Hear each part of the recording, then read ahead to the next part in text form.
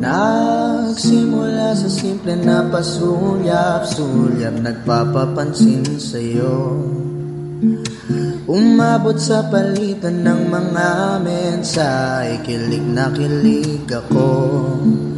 Kamusta, kain na, hello, magandang umaga. Ingat ka, pahinga, huwag kang masyadong magpupuyat pa.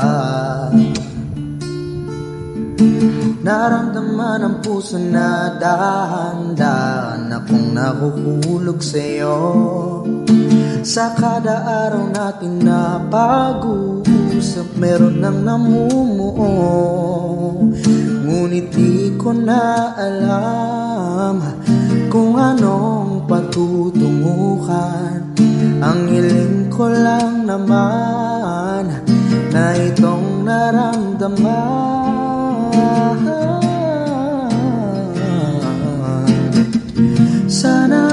Sana naman ay mapagbigyan na at lang mapakinggan ng tibok ng puso ko sa'yo lang.